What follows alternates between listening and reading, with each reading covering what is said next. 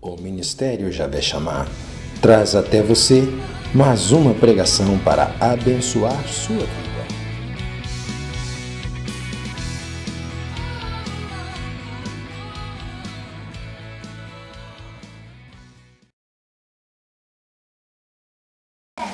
Que a paz do Senhor esteja conosco.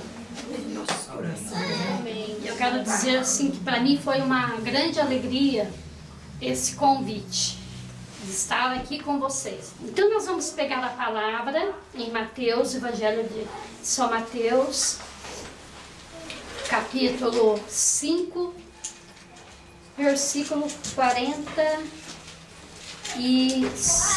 Ouviste que foi dito: amarás o teu próximo e odiarás o teu inimigo. Ora, eu vos digo, amai os vossos inimigos e orai por aqueles que vos perseguem. Assim, vos tornareis filhos do vosso Pai que está nos céus. Pois ele vai fazer nascer o seu sol sobre os maus e bons, e faz cair a chuva sobre os justos e injustos. Se amais somente aquele que vos amam, que recompensa tereis? O publicano não fazem a mesma coisa? E se saudais somente os vossos irmãos, que fazeis de extraordinário? Os pagãos não fazem a mesma coisa? Sede, portanto, perfeitos, como o vosso Pai Celeste é perfeito. Palavra da nossa salvação. Glória ao Senhor. Eu queria aqui começar dando um testemunho. Eu fiquei assim, bastante preocupada como eu iria fazer essa formação, essa pregação. Porque eu li o livrinho e eu fiquei preocupada. Falei, meu Deus, e agora? Como que eu vou fazer isso? Porque eu vou chover no molhado. Vou falar para servos, porque eu não esperava, né, que isso ia além. E pensando comigo, Senhor, me inspira, me dá uma luz, me ensina, vem me formar nessa formação. O que eu devo falar? Porque toda vez que eu vou fazer uma formação, eu fico mais preocupada em falar das minhas experiências do que do conteúdo próprio. Por quê? O conteúdo em si não converte ninguém. O que converte é a nossa experiência de vida com Deus. É ter essa experiência com Deus. E eu fui dizendo isso para Deus. Senhor, aquilo que o Sebastião colocou no livrinho é a experiência dele. E eu quero passar a minha experiência. Senão não tem graça. E de repente eu fechei o olho e o Senhor começou a falar: Cleuzinha, a nossa vida pode ser a melhor ou a pior leitura que um irmão pode fazer a respeito da palavra de Deus. E naquele momento eu gelei, porque eu comecei a questionar a mim mesmo. Qual é a leitura que os irmãos estão fazendo da minha vida? Que leitura é essa que os irmãos estão fazendo da minha vida? Será que eles veem em mim uma pessoa que ama, uma pessoa que perdoa, uma pessoa que tem compreensão com aquele que me ofende, que diz coisas que me magoa, que me machuca? Qual é a leitura que as pessoas fazem a respeito da minha vida? Porque o Senhor colocava no meu coração, de nada adianta a gente colocar uma capa bem bonita, né? E aí a pessoa, você vai numa livraria e é encantada pela capa do livro, né? Aquela capa maravilhosa, E quando você compra o livro, você vai ler o livro, o conteúdo não tem nada a ver com a capa. A capa é uma capa de amor, de paz, né? E aí você vai ler o conteúdo, só fala de guerra, de ódio, de vingança, de desamor. Então, o Senhor colocava isso. Cuidado com a capa que nós estamos colocando em nós. Porque nós podemos decepcionar o irmão. Ele vem pela capa e de repente quando ele começa a nos conhecer por dentro, ele vai ver que o nosso conteúdo não tem nada a ver com aquilo que a gente está mostrando por fora. E o Senhor quis me provar na carne isso que eu vou pregar. Naquela mesma semana eu fui provada dessa forma. Alguém foi falar com a minha filha que não tinha gostado de uma atitude minha. Ela interpretou que aquela atitude minha foi para magoar, para ferir, sendo que não era verdade. E ela disse para minha filha que ela ia tirar satisfações comigo da minha atitude. Por que eu fiz aquilo? E aí a minha filha veio no almoço e comentou isso comigo. Pensa numa Cleuzinha que ficou nervosa. Eu já subi as paredes e já comecei a preparar o meu discurso. Falei, deixa ela vir falar comigo. Porque eu vou falar isso. Aí o meu marido disse assim para mim, bem, entrega para Nossa Senhora. E ele saiu e eu fiquei lá. E eu montei vários discursos. Não, esse aqui não vai ficar bom, eu vou fazer esse discurso. Não, esse também não. E cada discurso que eu preparava, eu acrescentava algo mais no discurso. E eu fiquei muito nervosa. Eu queria despejar tudo que eu podia em cima dessa pessoa. E não que eu não tivesse razão. Porém, eu comecei a rezar. Eu comecei a rezar a ponto de dizer, Senhor, eis-me aqui pronto para ir para a cruz. Porque daí o Senhor colocava aquela passagem quando ele está lá no alto da cruz e diz, Pai, perdoa, porque eles não sabem o que fazem. E aí o Senhor já começou a trabalhar no meu coração. E olha que ele começou a falar. Eu até coloquei como status no Face. Nós sabemos que para começar um incêndio, basta uma faísca. Não é verdade? E se esse incêndio não for apagado com o tempo, ele vai perder o controle. E nós sabemos que quanto mais o fogo se alastra, maior é o estrago que ele vai fazer. E nós sabemos que esse fogo muitas vezes demora dias para ser controlado, dependendo da extensão que ele chegar. E aí o Senhor colocava assim, é a nossa falta de perdão. Para começar uma mágoa, um ressentimento, um ódio dentro de nós, basta uma faísca de ressentimento. Uma coisa boba. E nós já começamos a alimentar dentro de nós discursos contra a pessoa. Aquele desejo de jogar na cara da pessoa as coisas erradas que ela fez, as fraquezas dela. E nós queremos detonar com o inimigo, mas a palavra de Deus vai dizer, amai os vossos inimigos, orai por aqueles que vos perseguem. Nós estamos falando de um combate. E quando nós falamos em combate, nós já pensamos logo numa guerra. Numa batalha, nós já pensamos logo em soldados que vão para essa batalha, que vão para essa guerra preparados para lutar. E eu vejo assim que o campo do perdão é bem isso. Nós estamos num campo minado, onde o inimigo não dá trégua. Ele não dá chance para a gente sobreviver. Ou você luta, ou você luta. Não tem como se camuflar. Porque muitas vezes nós nos camuflamos.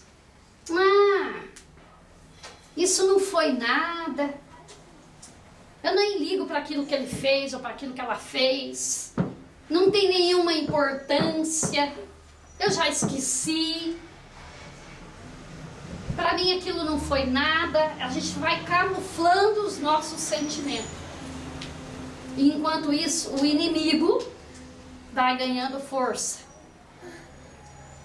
E se nós não abrirmos o nosso coração para Deus e dizer, Senhor, vem em meu socorro, porque tudo que está dentro de mim é muita raiva, é muita mágoa, é muito ódio. É verdade, Jesus, eu estou com vontade de me vingar da pessoa. Eu quero mesmo que ela pague por tudo que ela fez para mim. E nós temos aquela mania muitas vezes de dizer, dor de barriga não dá uma só vez. Pode deixar. Ela ainda vai pagar. Ela ainda vai ter o troco. E nós ficamos na espera de que a pessoa realmente comece a sofrer por tudo que ela fez.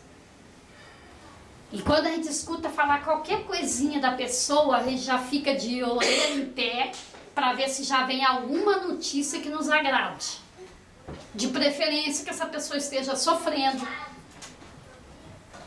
Porque daí o nosso ego, né, vai se encher de satisfação e de prazer em saber o quanto aquela pessoa está sofrendo.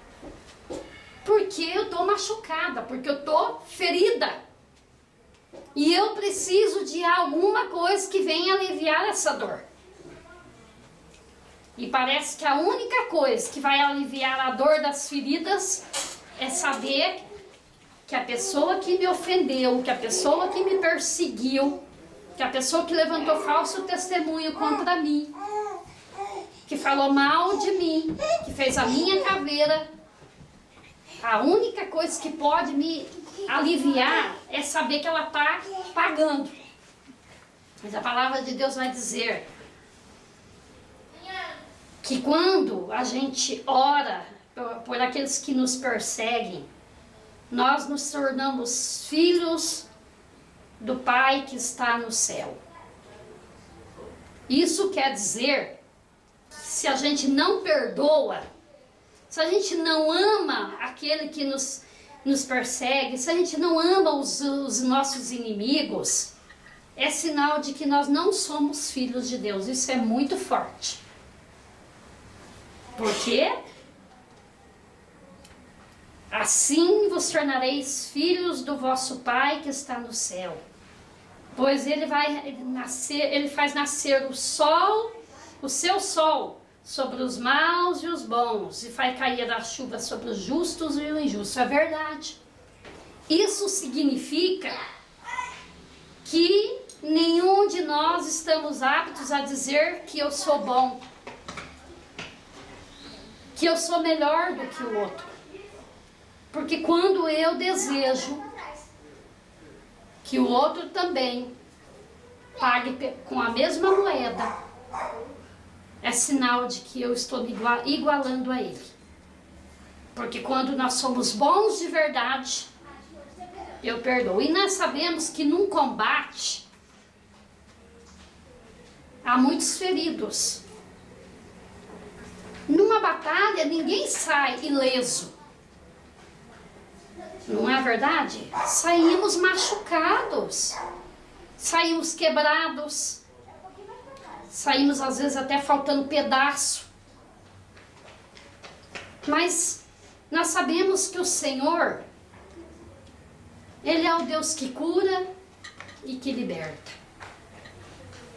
E Ele vai sanar as nossas feridas. Acho que em Jeremias, agora não me lembro porque eu não marquei, mas assim, até foi o Sebastião que falou sobre essa passagem. Que o Senhor, Ele vem fazer curativo em nós. Ele coloca remédio em nossas feridas. Isso significa que seremos bastante machucados quando nós entramos numa batalha nesse campo do perdão. Perdoar é levantar todos os dias pronta para enfrentar o inimigo. É enfrentar os ataques. Porque hoje nós podemos perdoar de fato alguém e tudo fica bem com essa pessoa, mas não demora muito e nós já vamos estar enfrentando outras situações, porque a gente percebe que nós somos assim tão fragilizados que não é preciso muita coisa para a gente se sentir ferido e machucado e começar um fogo devorador dentro de nós, o fogo do ódio. Basta um olhar. Quantas vezes a gente se sente ofendido apenas pelo olhar da pessoa? Nós chegamos às vezes de repente num grupo de oração, por exemplo, né? E eu quero que levante o dedo quem nunca aconteceu isso. Chegar num grupo de oração, numa igreja, e de repente tem uma pessoa lá e por um acaso ele não olha para você. Por acaso ele não vem te acolher, por acaso ele não vem te cumprimentar. E você já começa a colocar na cabeça essa pessoa não ama, não me ama. Já começa a se sentir rejeitado, excluído, complexado, porque acha que não olhou para mim porque eu não sou importante. O outro é importante, eu não. E nós já começamos a alimentar coisas. Olha, o inimigo, gente, é sujo, hein? O pior de tudo isso é que se você começa a olhar a pessoa com um olhar de que ela é a tua inimiga, um olhar de que aquela pessoa não bate com o teu santo, não é uma pessoa simpática, não é uma pessoa amorosa, não é isso, não é aquilo.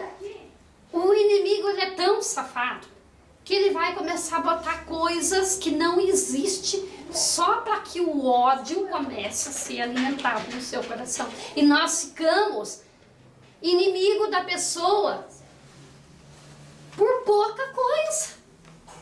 Quando a gente vê, a gente já não está mais olhando para a pessoa, a gente já está cortando volta. A gente chega no grupo, se ela estiver na acolhida, você dá um jeito de entrar por uma outra porta se tiver. Só para não passar perto da pessoa. Não, ela me rejeitou. Ela não olhou para mim, ela não me cumprimentou, então eu não vou mais cumprimentar ela. Né? De repente, às vezes a pessoa faz uma brincadeira, pronto, a gente já leva para o outro lado. A gente já interpreta que a pessoa está tirando sarro da gente, que a pessoa está pegando no pé, que a pessoa está dando indireta. A gente começa a fazer uma tempestade num copo d'água. Então, quando nós estamos em batalha, é preciso discernir quem de fato são os inimigos. Como o Senhor colocava aqui para mim. Nós não devemos enfrentar os irmãos com arma de fogo. Porque muitas vezes nós vamos armados, prontinho para soltar as balas. Se ela vir, eu já estou pronta para dar uma resposta. Eu já sei como eu vou agir diante dessa pessoa. Eu vou dizer isso para ela. quando eu tiver chance, quando eu tiver oportunidade. E a gente está armado até os dentes para atacar a pessoa. Veja bem que o inimigo muitas vezes não é o irmão, é nós. Nós somos inimigos. E a gente acha que é o outro, né? É o outro que é chato, é o outro que é arrogante, o outro é o orgulhoso. É só o outro que ocupa um espaço, um pedestal e a gente não. Aí a gente começa a botar culpa no coordenador, culpa naquele que é responsável por estar reunindo, fazendo uma reunião. Ah, essa pessoa nunca me chama. Essa pessoa nunca me escolhe para nada. E isso também cabe dentro da família. Não é só a nível de igreja, mas na família, principalmente da família, né? Como a gente arranja encrenca dentro da família. Por exemplo, né, eu lembro uma vez, uma pessoa, não vou falar, porque vai aparecer na internet, eu não posso falar nomes. Então, essa pessoa, um dia eu resolvi ir na casa dessa pessoa, era um domingo, eu resolvi aparecer de surpresa na casa dessa pessoa. Eu fui almoçar num restaurante com meu esposo, e falei para meu esposo, me larga na casa de fulano lá. Não quero voltar para casa agora não, era domingo, eu queria passear. E ele me deixou lá na casa dessa pessoa. Cheguei lá, eles estavam fazendo um churrasquinho. Né? E eles ficaram muito sem graça quando me viu chegando. Aí, quando o churrasquinho ficou pronto, ela pegou e falou pro filho dela, vai buscar fulano para vir almoçar com a gente. E esse fulano não é parente, é só amigo da família. E aí eles queriam, claro, que eu comesse do churrasco, né? Afinal eu estava lá. E eu disse, não, muito obrigada, eu já almocei. Fiquei ali e tal. E aí eu fui para casa e estava lá na hora do almoço com a minha família e eu soltei as minhas mágoas. Falei, nossa, a gente tem uma família que é super 10. Fazem churrasco, não convida os parentes, convida os amigos. Olha só. Então a gente vai criando essas mágoas. De repente alguém que faz um aniversário não te chama e você fica muito sentido, né? Por que não me chamou? Afinal de contas eu faço parte da família. Faz um almoço, faz um jantar e de repente você descobre que você ficou de fora. E isso dói pra caramba. Então nós vamos criando feridas dentro do nosso coração, na nossa alma. Por isso que o Senhor colocava no meu coração. Qual é a leitura que os irmãos estão fazendo da minha vida? Será que eu sou testemunha desse amor? O amor tudo aceita, tudo compreende, o amor é paciente, o amor não grita, o amor não é rancoroso, o amor tudo espera, o amor tudo crê. E nós, muitas vezes, não vivemos esse amor.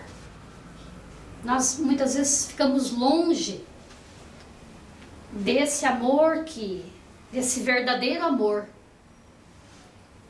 Eu gostaria assim, de dar um testemunho de uma experiência que eu vivi,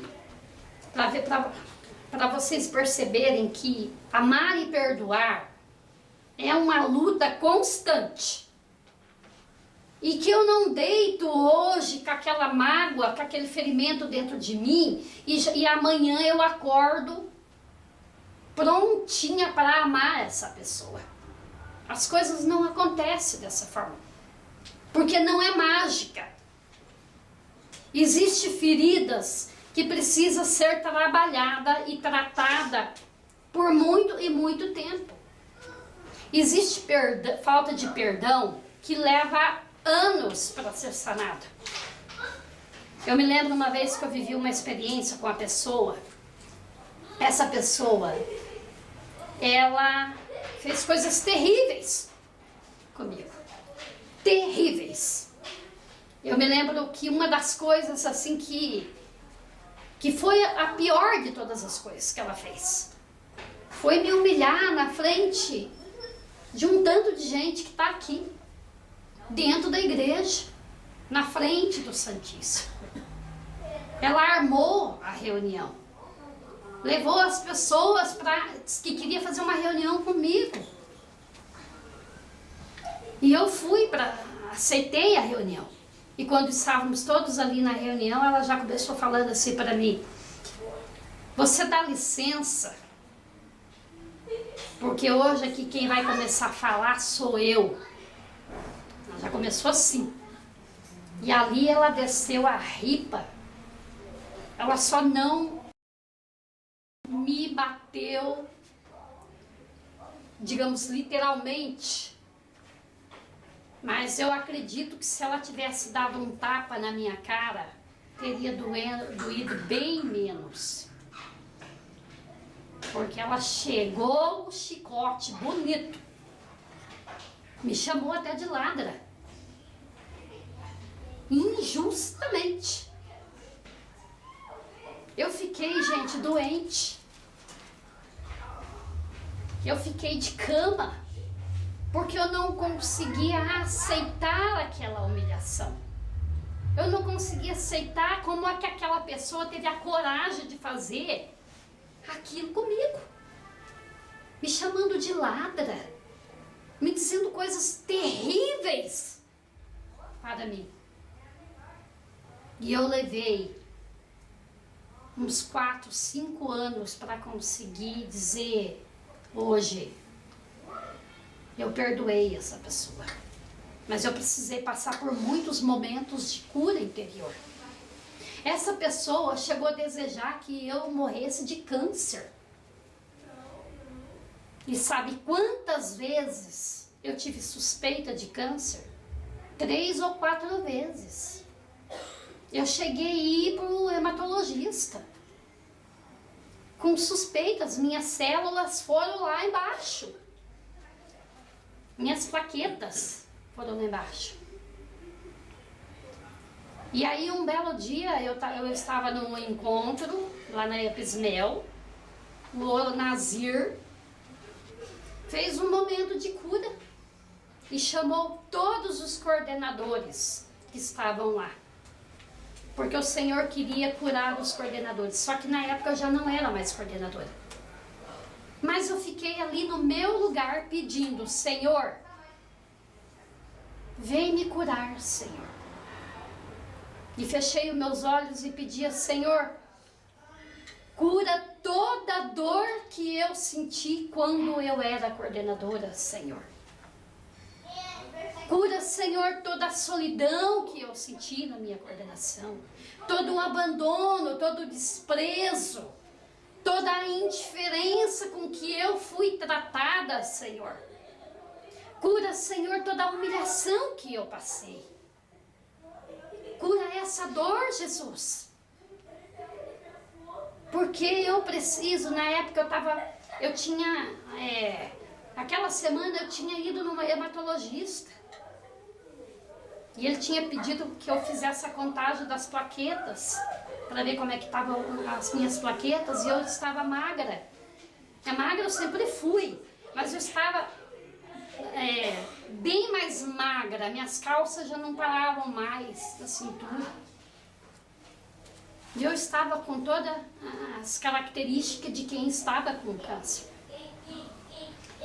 E aí eu fiquei ali diante de Jesus pedindo: Senhor, me cura, Senhor, me liberta. Aí terminou a oração, todos os coordenadores voltaram para o seu lugar e o Nazir disse assim: tem uma pessoa aqui no nosso meio que o Senhor está curando você.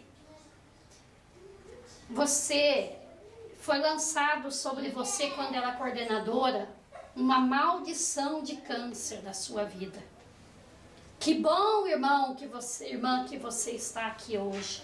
Que bom que você veio, porque o Senhor está quebrando essa maldição, revogando essa sentença. Você não morrerá de câncer, disse o Senhor. Talvez, se eu não tivesse perdoado essa irmã, se eu continuasse alimentando essa revolta, essa mágoa e esse ódio, provavelmente eu ia acabar tendo um câncer. Porque a falta de perdão, ela nos traz essas doenças. Não digo que todo câncer é falta de perdão. Uma vez eu orei para um senhor que fazia mais de 20 anos que ele fazia uma consulta no médico. E o médico pedia todos os exames da coluna dele e não dava nada. 20 anos esse homem não conseguia dormir, de tanta dor que ele sentia. E ele não era, né? Ele era de Guaíra. E por um acaso ele veio para Londrina fazer um exame. E olha como Deus é maravilhoso. A gente conheceu um tal de seu Virgílio, que morava ali onde é o mototáxi, ali de frente do La Mestiça. Ele sempre estava internado, seu Virgílio. E aquele final de semana ele estava fora do hospital e o filho dele foi lá pedindo que a gente fosse fazer uma visita pro seu Virgílio. E nós chegamos na casa do seu Virgílio, estava esse homem de Guaíra, lá na casa do seu Virgílio. Tinha uma turma assim na casa dele. E nós fizemos a nossa oração e fomos embora. E quando foi no domingo, eu estava lá fazendo o meu almoço e esse homem chegou. Ele chegou e na porta da minha sala assim e disse: eu quero saber o que vocês fizeram comigo. Eu levei um susto. Falei, Jesus, né? Eu quero saber o que vocês fizeram comigo, porque faz mais de 20 anos que eu não durmo de dor na minha coluna. E essa noite, eu dormi a noite inteira. E eu acordei sem dor. Eu quero saber o que vocês fizeram. E aí nós fomos conversar com ele e descobrimos que tudo era falta de perdão. E que naquela oração que nós fizemos, ele se entregou para Deus. Com certeza ele entregou a sua vida, o seu coração, tudo aquilo que estava doendo dentro dele. E Deus fez uma obra na vida daquele homem. Quantas pessoas, e se não dizer quase a maioria da qual eu vou orar, é o meu ministério, que está com dor aqui, com dor ali, que dói o corpo inteiro. E a gente vai rezar, e o que é? Falta de perdão. Pessoas em depressão profunda, né? Uma pessoa da minha família chegou até a ficar paralisada de tanta dor no corpo. Ela é uma pessoa que não ia andar mais. Chegou na minha casa, eu achei que ela ia morrer. Ficou 16 dias de cama. E aí, claro, nós levamos no médico por causa da depressão, e está se regenerando, porque tinha muita mágoa, muito ódio dentro dela. Ela tinha uma mania de dizer assim: eu odeio isso, qualquer coisinha, eu odeio essa calça, eu odeio porque essa calça não tem bolso atrás. Ela era assim. Eu odeio essa cortina assim. A palavra ódio era constante na boca dela. Aí um dia ela estava saindo para missa E ela já estava bem, melhorando já, né? Inclusive eu quero lembrar ela que ela nunca mais usou a palavra ódio, para honra e glória de Deus. A gente estava saindo para missa, ela começou a esticar a calça, né? Eu odeio essa calça, porque fica subindo. Eu disse para ela, em nome de Jesus, tira essa palavra ódio da boca. E foi um impacto, porque sabe quando ela fez silêncio e eu também? Ficou aquele silêncio. Ela se calou. Foi a mesma coisa de fechar a boca do inimigo ali, né? A partir daí, ela não falou mais a palavra odeio. Então, quando nós temos ódio dentro de nós odiamos tudo. Nós não temos só raiva da pessoa. A gente tem raiva da comida, tem raiva da roupa. Eu tiro isso pela minha irmã, né? Tem raiva de tudo. Por isso que o Senhor vai dizer: amarás o teu próximo e odiarás o teu inimigo. Mas que inimigo é esse? Não é o nosso próximo. O nosso inimigo é o diabo. É ele que incendeia o nosso coração. De tantos ressentimentos, de tantas mágoas. Eu me lembro uma vez que eu namorei um primo, eu fiquei noiva desse primo. Eu ia me casar, já estava até com a data marcada. E de repente, esse noivado, esse namoro, acabou-se do nada. E eu tentei reconciliar com ele, mas não teve jeito. Eu não queria falar, mas vou falar. Eu estava grávida. E ele não quis casar comigo. Gente, quanta dor. Eu estava morando em Curitiba e a minha família morando em Cambé. Voltei para minha casa. 5 meses depois veio a notícia que ele tinha arrumado uma mulher e se casado. E eu desejei que um caminhão passasse por cima dele, que não sobrasse nem osso. Porque a minha mágoa não era só porque ele não tinha casado comigo. A minha mágoa era com a família.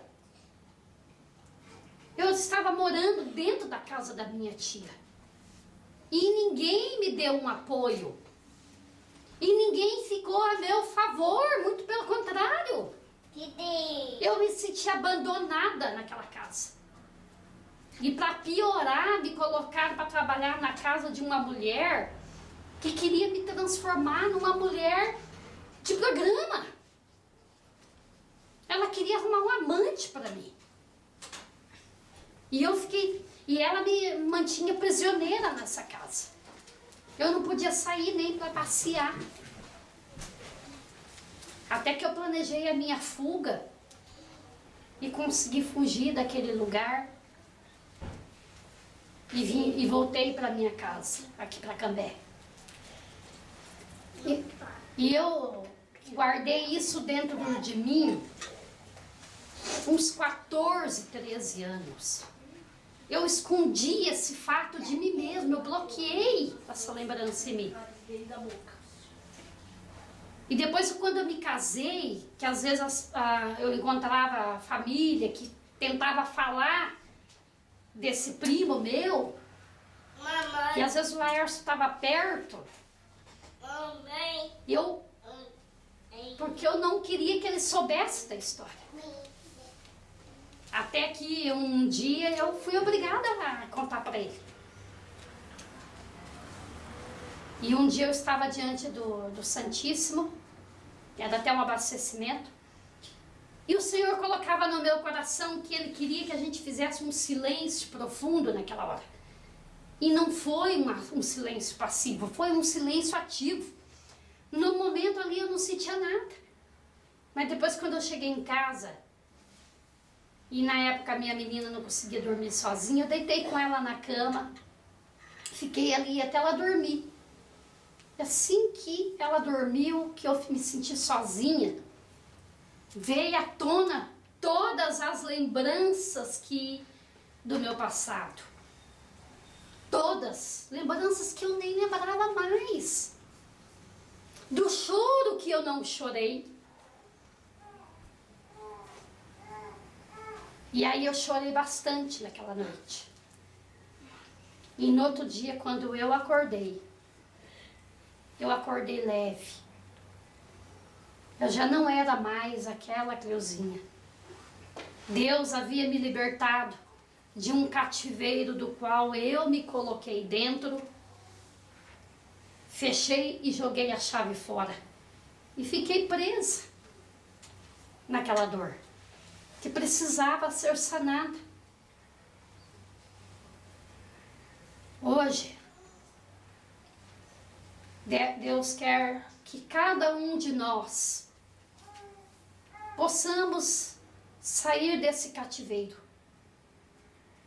Muitos de nós fomos sequestrados por esse inimigo, colocado lá, amordaçado, colocar uma venda nos nossos olhos, porque quando nós não conseguimos perdoar, nós nos fechamos dentro de nós mesmos, ficamos cegos, aceitamos mais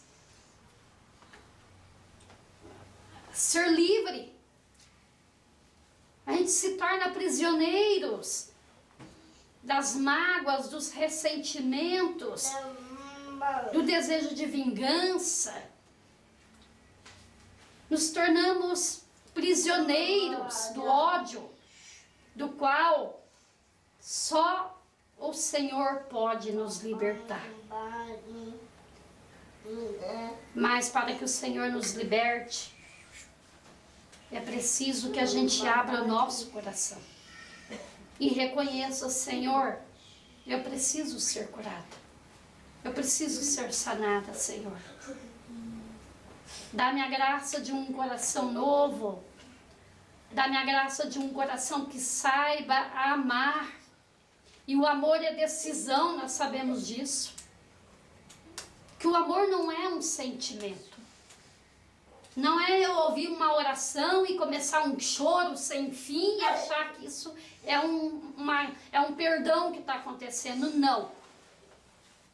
A cabeça precisa convencer o coração que eu preciso amar. Ainda que o coração diga não. Senhor, mas eu preciso amar. Eu preciso, vez que eu fui me confessar e disse pro padre: Padre, eu tenho vontade de pegar minha sogra, mas de torcer tanto ela, até ela virar um parafuso. Sabe, as obras, eu falei esse final de semana sobre os caminhos da santidade. E uma das obras da misericórdia espiritual é perdoar aqueles que te ofenderam. E uma das obras das misericórdias corporais, enterrar os mortos. O que nós queremos fazer? Enterrar os vivos. Se a gente pudesse pegar a pessoa e enterrar ela, a gente enterrava, não enterrava? Viva mesmo. Porque é isso que o ódio faz no nosso coração. Vamos fechar os nossos olhos, olhar para dentro de nós mesmos. Eu gostaria, assim, de fazer uma dinâmica. Como o Senhor colocou, né, que nós podemos ser assim, a melhor ou a pior leitura que alguém possa fazer. Imagina-se um livro, você é o livro. E nesse livro, quem escreve somos nós. Nós somos os escritores, o autor da nossa própria vida.